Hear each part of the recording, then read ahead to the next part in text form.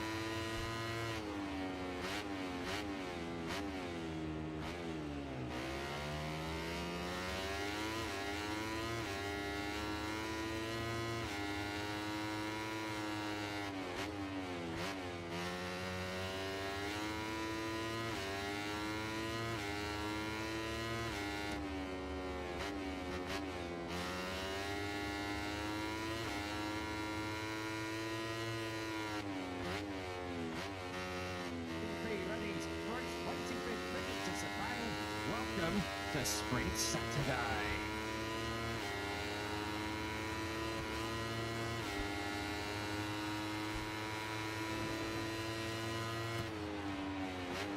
Good morning, good afternoon, good evening, wherever you are around the world, and welcome to the 20th round of 22 in this colossal 2025 MotoGP season.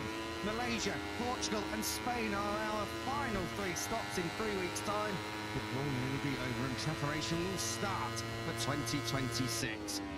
But that's the future. Preparation is about to be undertaken for the remainder of the Malaysian GP, and it all starts with Moto3.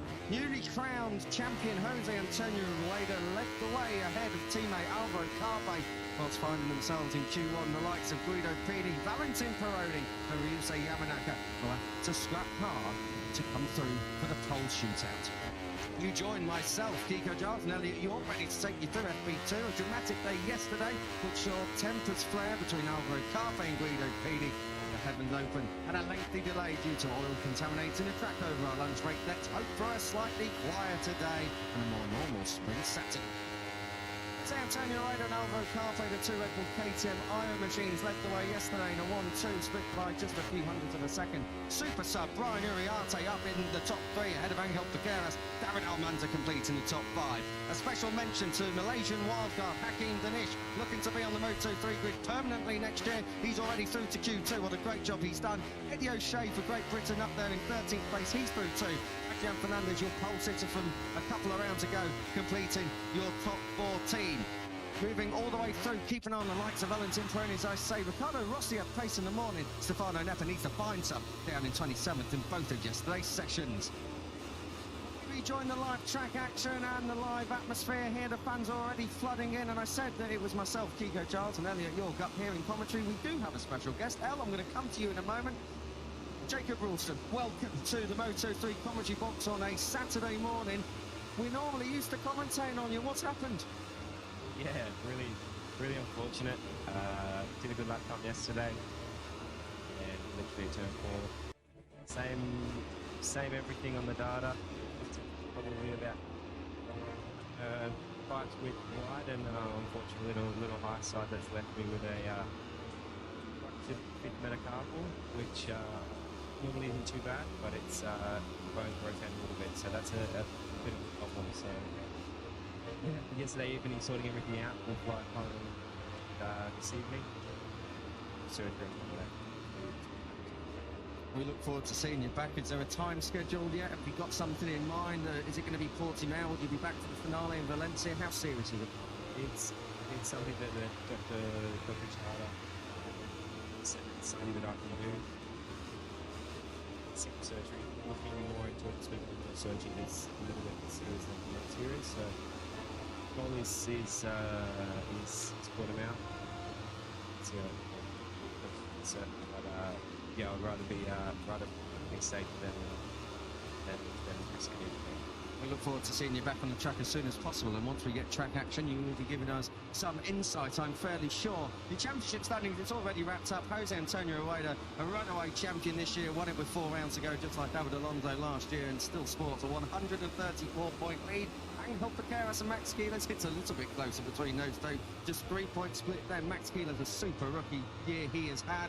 And the number 28 looking to finish in the silver medal position. David Munoz is out, of course, after that incident with Adrian Fernandez back in Mandalika. So David Munoz, a sitting duck, unfortunately, in 4th. Barry Balsas watches on for Fantic Racing, but we want to be watching Moto3 action very, very soon. El, yesterday, what a day it was. We had a long delay in the afternoon. We had inclement conditions in the morning. It's dry. It hasn't rained overnight. FP2, it doesn't count for anything, but this might be the most telling session of the weekend so far. Good morning, mate. Yeah, good morning, mate. Yeah, great to have Jacob in the box with us. Unfortunately, he's not on track, which is a real shame. But yeah, an intriguing day. Yesterday, 4 short. Jose Antonio Rueda topping the timesheets by less than a tenth over teammate Alvaro Carpe. But you're right, Kiko, we had, I think, some overnight rain. The track looks pretty much dry from what I can see. Similar conditions to what we saw yesterday. A lot of the riders saying that it was very, very tricky conditions, both in the morning and in the afternoon, when we had that real heavy rain shower, didn't we? Around midday, just after, or towards the end of MotoGP FP1. So this is a really important session for sure. It always is. But this, as you rightly say, Keeper, might be the last dry track time we get before Sunday. Who knows what qualifying will bring later on. I think we were expecting the conditions yesterday to be the worst of the weekend, but this climate where we are, who knows what can happen. There are some dark clouds around, but I think we're going to get a dry morning underway, at least in Moto3 anyway. I reckon so as well, but of course here in Sepang you can never be too sure. Jacob, I want to get your insight on this. In a difficult weekend so far in terms of conditions right the way through Sepang on Friday, what is this session aimed at? Because it doesn't count towards Q1 or Q2. What are you looking for when you go out in a session like this? Well, my plan was to focus on really sorting out some tyres, because last year we did a like soft combination, and it worked, but I haven't got to grips with that this year. So generally it's sorting out your tyre preference, sorting out a bit of race pace to try to do that. And if you're going through Q1 to kind of get the first part of the session, up to speed, get a decent pace, and then throw in a new tyre at the end and get your mind ready for the jungle of Q1, as you both say. Do you find that an FP2 session, though, sometimes in a weekend like this, when it's not been easy running all the way through, it's more about also trying to get dialed in, trying to define some points on the bike that you didn't get an opportunity to on the Friday? For sure, it's something. It's a time on track for sure. So I do think the times will be really quick this morning, because yesterday was a bit iffy morning and afternoon. So yeah, you reasonably get a decent setup on the Friday, but because of what we had yesterday with the conditions, it's of course some time to get dialed in. 2:10.979 was the fastest lap time yesterday, Al, from free practice 1, due to that rain shower that we had over lunch. So no one was able to go quicker in that afternoon session. We're expecting the times to tumble now, though. Yeah, we certainly are. Jacob, what were conditions like yesterday? Because as we saw, the track was dry enough for slick tyres, and we got some decent lap times in. You got yourself into Q2 as well. Were they pretty similar in the morning and the afternoon? Conditions a little bit warmer in the afternoon, of course, but one of the riders, as I said yesterday, were saying how difficult yesterday was because of the mixed conditions. Yeah, it was similar conditions, but I think it had rained more overnight, and I think in the morning yesterday, so it was a little bit more widespread dampness, but it dried pretty quick, and so then it was quicker as well. And then in the afternoon, everywhere was really fine. Here through 6 there was a bit, and then through 10 was a bit as well, and then the second last corner, but the rest was relatively okay. Just those patches that are there, you just have to be brave. You do think, okay, you're going to go over a wet patch, it will slide up, but generally you're okay. So yeah, here was mainly the worst place yesterday, and yeah, to my honesty, it was surprising how quick the track did dry up. It is warm here in Sepang. It's always warm. It's probably a little bit cooler than what we've had in recent years, of course, but it's hot and humid here in Malaysia. We're not that far away from the equator. I'll tell you what, though, talking about equations and all that kind of stuff, Brian Uriarte, what kind of form is he on? He's looking very, very strong indeed. Looking to be your junior GP champion, already wrapped it up in the Red Bull Rookies. But up inside the top 3 yesterday, a great ride from the number 51 to put himself straight into pole position contention and into Q2 later on today. Yeah, he said during the track walk on Thursday that this was a circuit that he felt would suit his riding style. Heavy braking, he really likes, and he's just trying to go out and enjoy himself. It's obviously a good experience for him coming into the class full time next year with Red Bull KTM IO, so a little bit of a gift really, with the unfortunate injury for David Munoz, who underwent a second surgery on that broken femur, so we wish David a get well soon as well. Jacob, is this a circuit that suits your style? It's got a bit of everything. I know, speaking to a lot of the riders throughout every class, they love this place. It's, yeah, like I say, got hard braking zones, fast straights, fast sweeping corners. Is this a real rider's circuit? Yeah, I love it. It's probably one of my favorite tracks because I'm a I'm a guy who loves fast corners and really hard braking. So this track has all of it.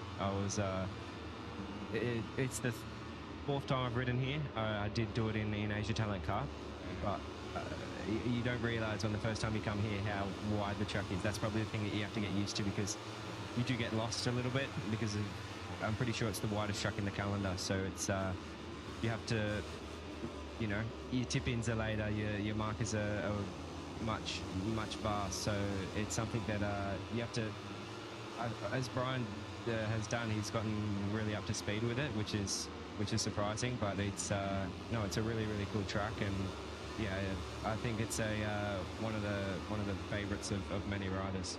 16 metres wide, that front straight. It's wide. It's a long straight anyway, just under a kilometre, but it's now very wide. I can tell you, we've had our first lap times in. David Almanza is at the top here at the moment, ahead of Hakim Danish, and then Max Keeler's at times already quicker than what we saw yesterday. 2:10.9, as I was saying earlier, was Angel Piqueras' best effort yesterday. We're down to the 2:10.2, so we should be getting down towards the 2:09s and a little bit closer to that lap record that we... that's not getting close to that record. That's going down to David Almanza. Well, he suffered his first fall of the weekend. Your rider in P1 just tucking the front down at turn 15. We see it happen so many times that luckily Almanza straight back on the bike trying to get it bump started. And that doesn't look like it's going to have much of that, but he's in the pit lane entry anyway. How easy is that to do, Jacob? Down into the braking area at turn 15. That's one of the trickiest corners, I think, on the calendar, because you're coming in, you're trying to brake really late, trying to brake really hard, and if you stay a bit wide, you miss the off camber stuff. But right where the racing line is, it's really on camber, really off camber, sorry, and it is easy to do, and extremely easy to lose the rear on the exit as well. They reprofiled that corner back at the end of 2015 and for the 2016 season to try and encourage more overtaking. 10 years ago, there was plenty of overtaking down there, but that reprofiling of turn 15 just allows for a few more lines than before. David Almanza still trying to get his number 22 Leopard Racing Honda started up. I tell you what, kudos to our super slow-mo camera guys down there. That was a fantastic shot as well. We've also got a nice little look at the number 1 pitched into the 99 of Jose Antonio Rueda. Of course, if you have been living under a rock for 20 rounds, Jose Antonio Rueda has by far and away already wrapped this title up. Yeah, it certainly has. Good to see Rueda getting that number 1 into the 99. I think we saw David Alonso do that last year. Yeah. I didn't see Rueda do that yesterday, so I think that's a new thing for today, which is quite nice. Jacob, I know you want to be world champion eventually, but I think we can all agree Rueda has been a real standout this year. What have you seen from being on track with him that he's doing a little bit differently potentially to the rest, and how impressed have you been with Jose this season? I've been really impressed. He's outdone us all with in the season as well, but as well he's a good guy, which makes it even better for him to be world champion in my opinion. But the thing that he's been able to do is really that a lot of us have struggled with is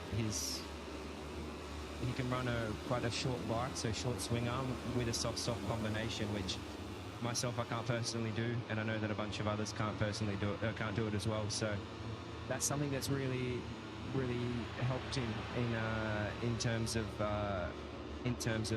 his overall race pace, and as well to then keep the tyre is something that's been extremely impressive as well. So, and he's just a good rider, and in that sense he's been good since he was younger as well. So he's been it's been cool to watch him to be able to wrap the championship up. Sorry, Keegan, just jumping in there is obviously you're in the Red Bull KTM, sets up the same stable. How much data sharing goes on within you guys in Moto3? We know it happens in MotoGP, but is it a case of including like Max Keeles, everyone on the... Hold on a minute, look at that, look at the chatter, look at the bumps through turn 9. How did he keep that on the island? Max Keeles, that front, and he jumped right across on Brian Uriarte as well. You're looking at the next generation of Spanish talent right there in your picture, folks. Great stuff from Keeles. Back to you, Al. Jack, could you talk us through that quickly? You mentioned turn 15 being one of the trickiest corners on the whole calendar. Turn 9 feels something similar as well, the downhill braking zone into the left. I guess it's quite easy to lose the front there. For sure it is, because it is a bit off camera as well.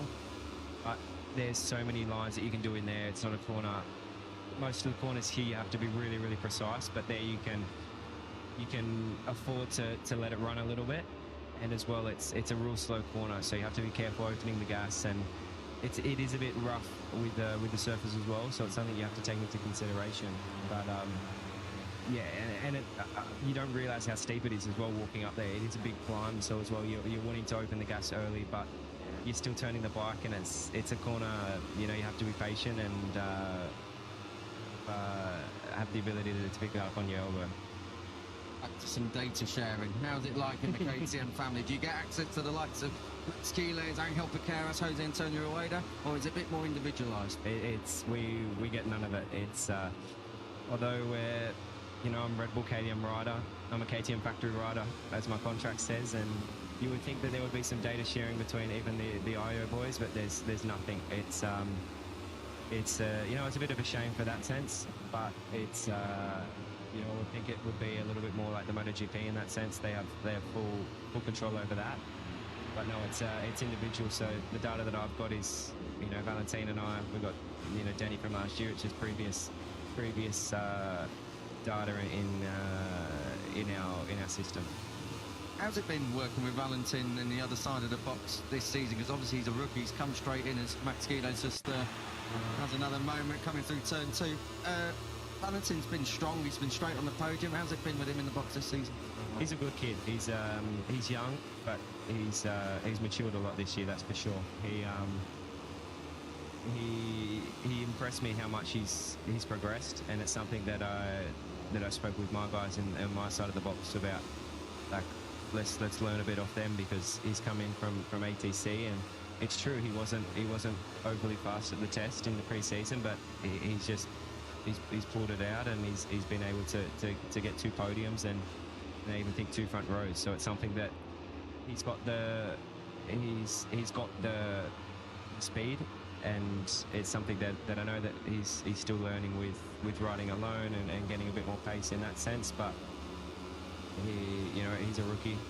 He's a quick rookie, so it's something that, you know, I've learnt a bit off, and he's come from European Talent Cup where it's just straight corner speed. So for what I've kind of learnt the last year with Danny, how he's a late breaker, and that's something that I improved, and then with him it's okay, now scrap that a little bit and copy what he's doing. So that's something that I've struggled with a little bit in that sense to learn from him as a teammate.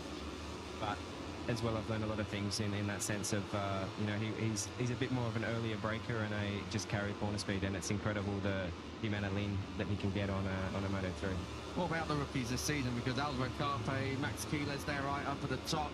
We've had Guido Pini on pole position, Valentin Ferrani's had podiums, Cormac Buchanan and Rouche Moody have shown flashes of brilliance. Eddie O'Shea got his first points last time out. I mean, the rookies that have come into 2025's Moto3 season have all come in and really ruffled feathers and given you guys who've come back for a second year a real hard time of things. That's for sure. I know that I was teammates with Maximo in 2023. As you see, I'm not riding. Yeah, brilliant. We're about 14 minutes late on that one, but better late than never. You can see my crew chief there. Yeah. He doesn't know what to do. Give him the wave. He's up here in comms. But I knew he's a quick rider. He's been quick. I've raced him 21 in European Talent Cup, and then with teammates in him in 2023, and knew that he was going to be quick. Not as quick as he has been, that's for sure, but he's one of those talents which is just incredible, and it's something that, you know, as I said with Rueda, he's a nice kid as well for my side. So, you know, it's cool to see him go well, and as well with Carpe, Valentin, and the other boys. It's, you know, for the other boys to come in and to see Maximo, to see as well Carpe.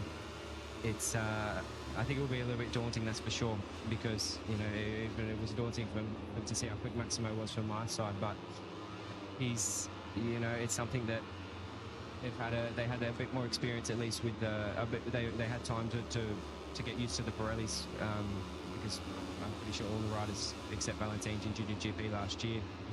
So you've been able to learn that and to get up to grips a little bit better than we, like myself and the rookies did last year. So it's something that, you know, we got used to the bike. It was a little bit more of a level playing field. So it's something that it's been impressive, the rookies this year, and I think the times the outright speed might not be as quick as last year, but the race paces and the times of the race have been quicker, that's for sure. Speaking of this year, Jacob, it's not been the ideal season for you. Again, you're injured now, unfortunately, but I want to take you back to the start because you had that pre-season training crash.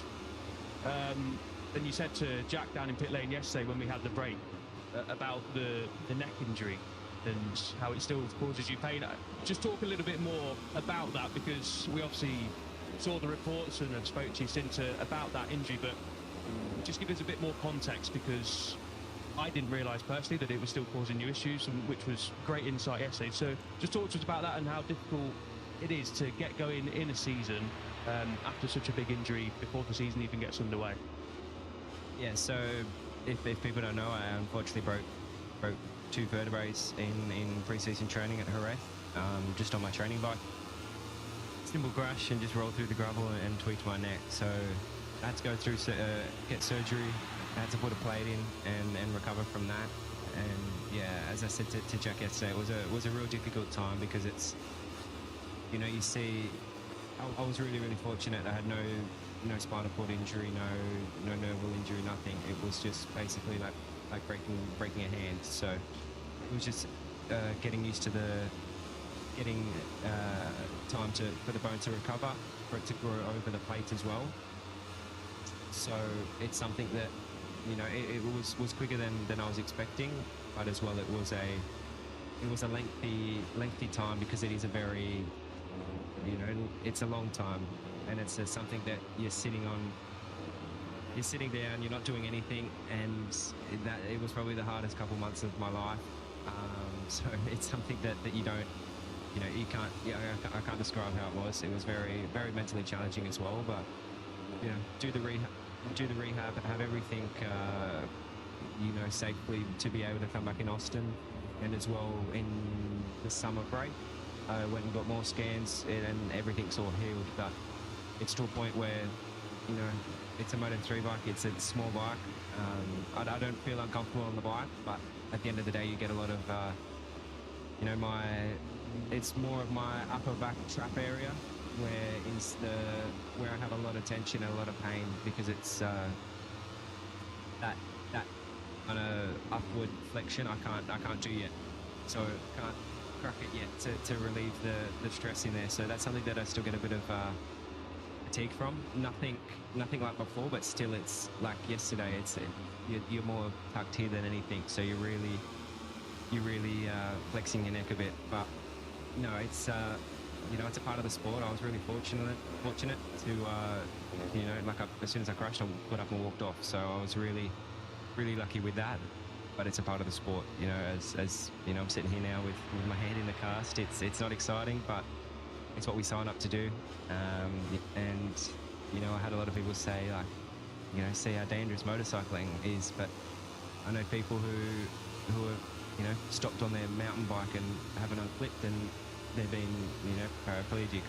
It's something that is it can happen in any context, and it's a sport. We have the best safety conditions, we have the best suits, we have the best any type of gear that you can imagine. So it's it's a part of the game, but it's I think that's why we all love it. It's because yes, there's that risk, but we fight it till the end, that's for sure.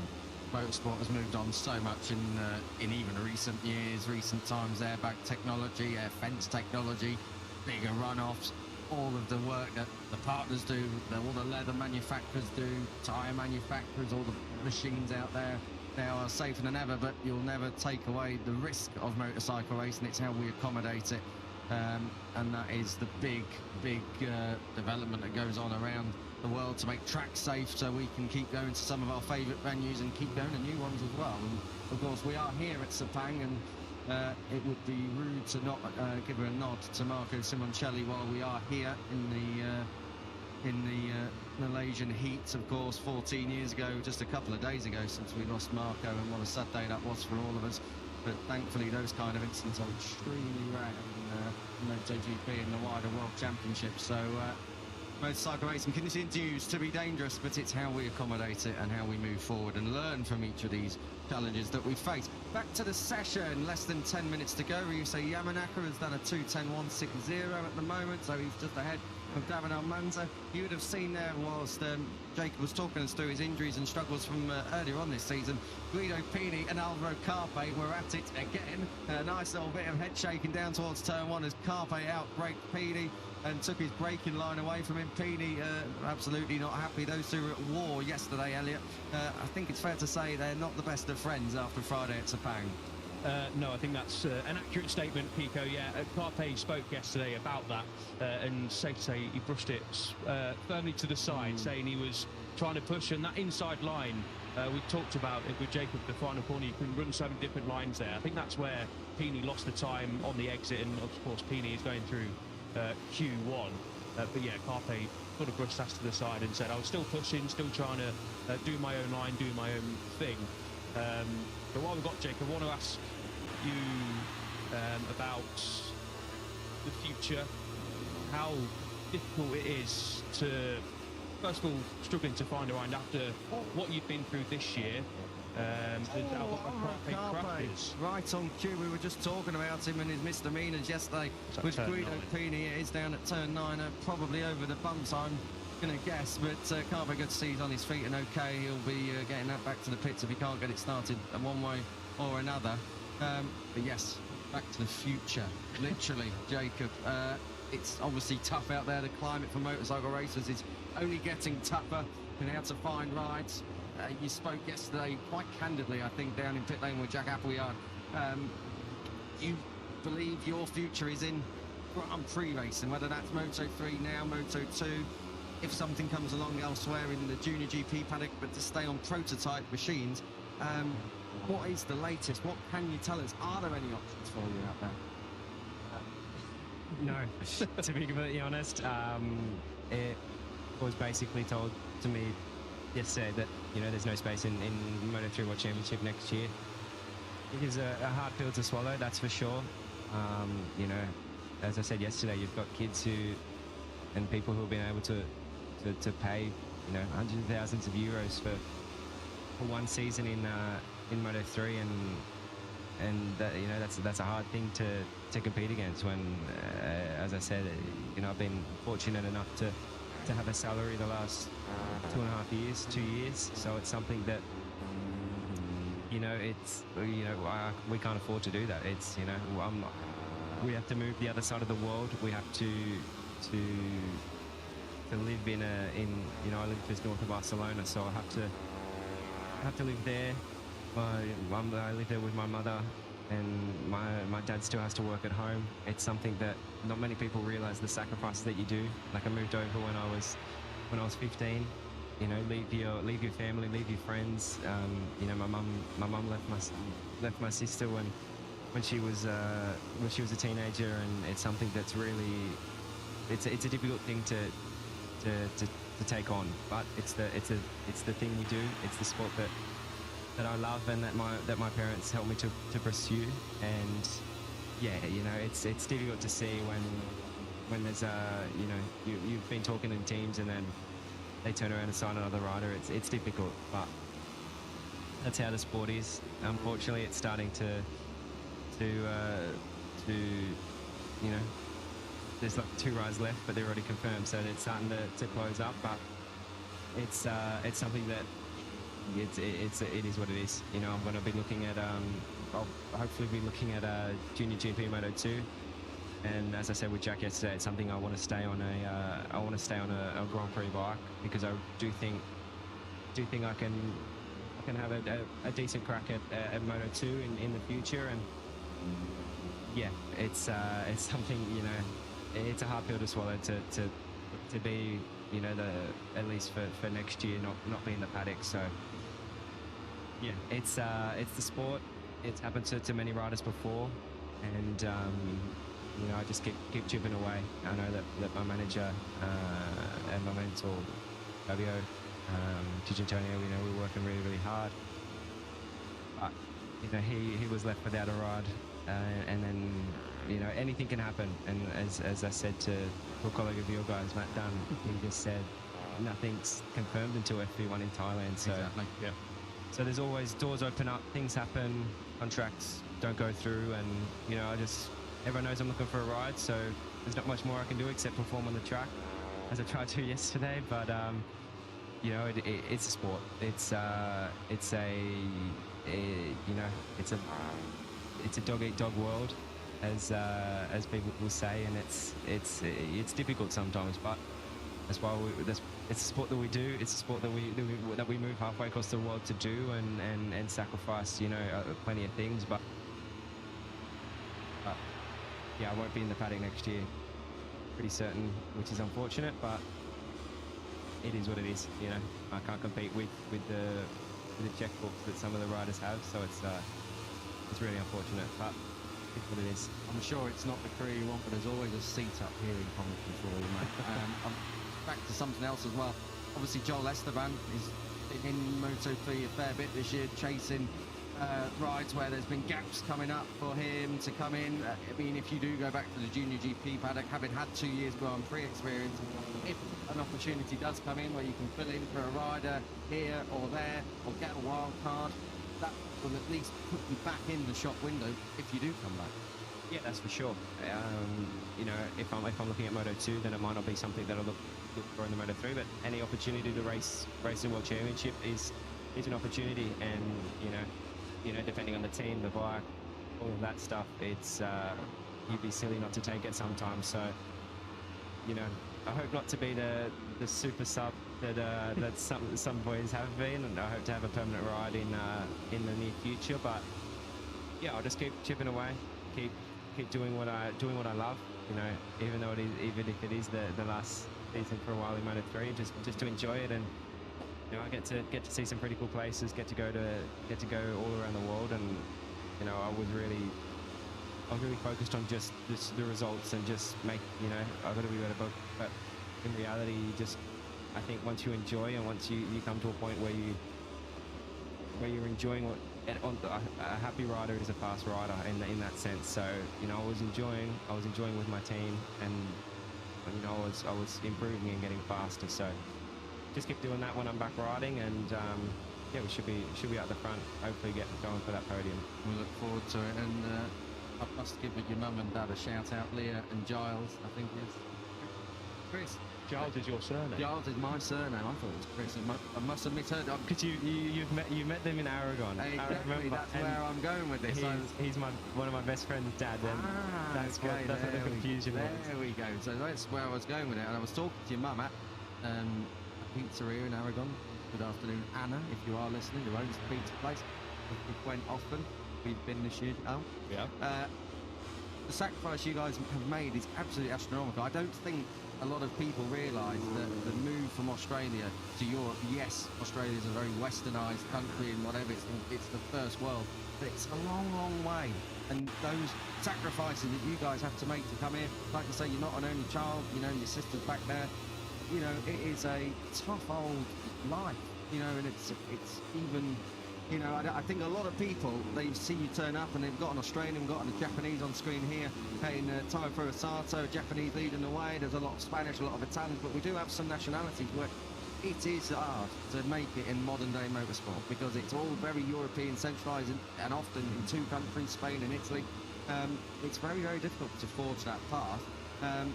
But the fact is, you are here, you've had 2 years here, and it's not a door closed. A door has opened somewhere else, and hopefully brings you back. Yeah, I hope so. I'm still searching for that door, but it's yeah, as you said, it's a Spanish and Italian dominated sport, but it's, you know, if you go to Australia for swimming, for example, it's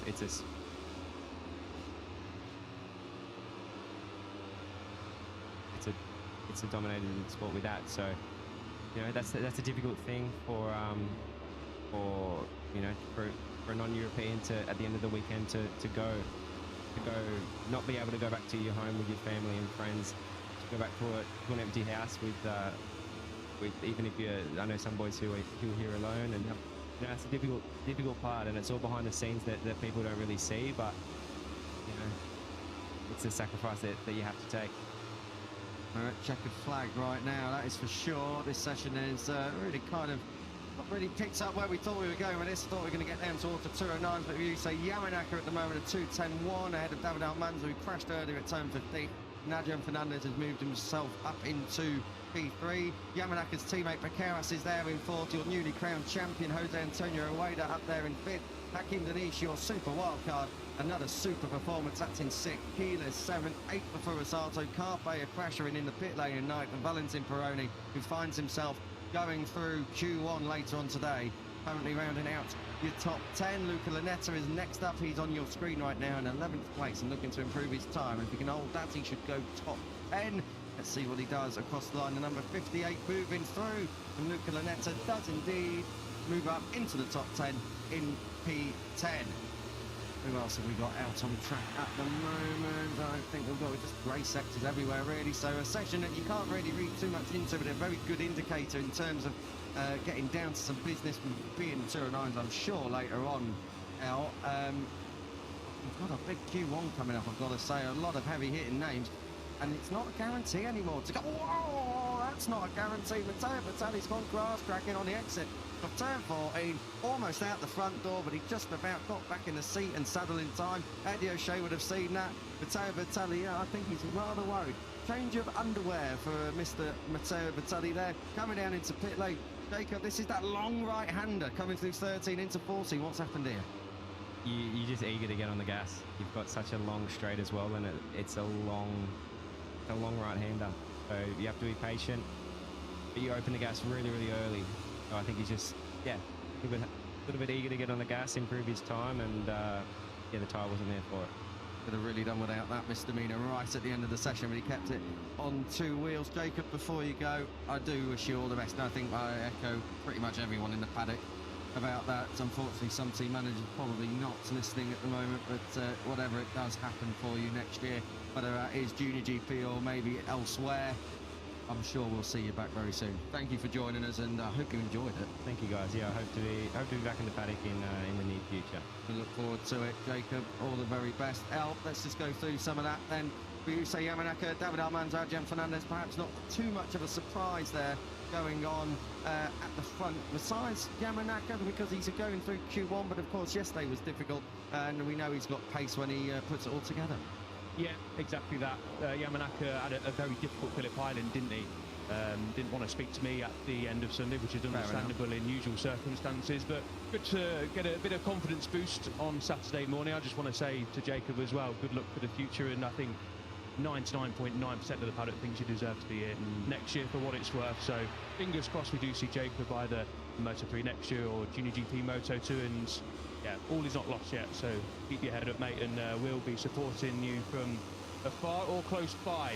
But yes, some riders further down than we are expecting. Joel Kelso in P18, a bit of a trickier session for Jacob's compatriot, the number 66. He's felt confident again yesterday after his brilliant Phillip Island podium, but yeah, trickier Saturday morning. Yeah, it's looking further down as well. Brian Ariati 14th, but I mean, Brian Ariati is only in his second Grand Prix, so we'll forgive him for being down there. Guido Pini down in 12th, he finds himself going through Q1. His arch nemesis in Sepang, Alvaro Carpe, there in 9th. Hey, well, let's just talk about Hakim Danish if we can for a moment now. What a performance he has put in so far in 2025's Malaysian GP. He's going to be right on, isn't he? Well, yeah, we expected it coming into the weekend. It's a track that he knows like the back of his hands. So, yeah, I think he's maybe not a pole position shout, but he's certainly going to be in the top 10 and around about there. Write him off at your own peril. Hakim, if you listen, he's the one with the square head. Ryusei Yamanaka leads the way going into Q1 and qualifying. Coming up later on, David Almanza, Adrian Fernandez completing your top three. Right the way through the order, we go down to see the level up MTA KTMs down in 18th and 19th for Kelso and Bertelli. So work to do there for both of them. And then right down on the final page, Joel Esteban, who was fourth last time out, might only be a super sub. The 21st will be looking for a little bit more than that. For myself, Kiko Giles, Elliot York next to me, and in between us, keeping us apart and from scrapping, Jacob Wilson.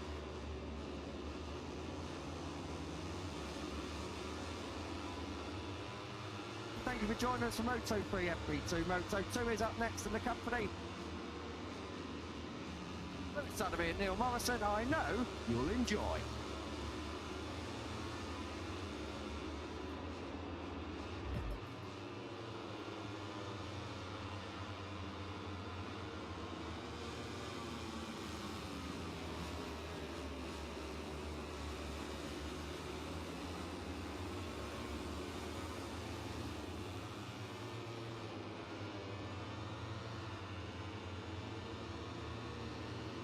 Once again, the form book is turned on its head. And 3 Grand Prix to go. 2 points in it. We're going to have one champion at the end of the Valencia Grand Prix in 3 weeks' time. It is still anybody's guess who it's going to be. So the Amanda Gonzalez then off to a start, certainly in the afternoon at least, after a tricky morning. Gonzalez quickest from FP1 pacer to Jake Dixon. Albert Arenas in 3rd place, ahead of Barry Baltus and Danny Holgado. David Alonso completing another strong day for the Aspar squad as he took 6th place. Aaron Canet through into Q2 in 7th. Alexis Stridge, one of the standout performers on day 1. Automatic Q2 for him for the first time. It's Hungary. Tony Arbolino was strong in the morning, 9th overall. Diogo Moreira, the in-form title chase at 10th. Current form and the form of 2025 expect him to only go forwards as the weekend unfolds. Philip Salac, despite some shoulder discomfort, through to Q2 in 11th, ahead of Danny Munoz, Ethan Guevara. Podium finish here last year, of course, and a former Moto3 winner around this place. Colin Via. Two biggest names who missed the cut yesterday, through into Q1 and having to try their luck in the jungle as it's turned, and it certainly does apply to Moto2 as well. Australian Grand Prix winner Stena Aegis, Czech Grand Prix winner Joe Roberts, who had a big crash yesterday morning and had to ride through the pain in the afternoon. Last year's Malaysian Grand Prix winner and Victor Bacammezano Celestino Vietti also going through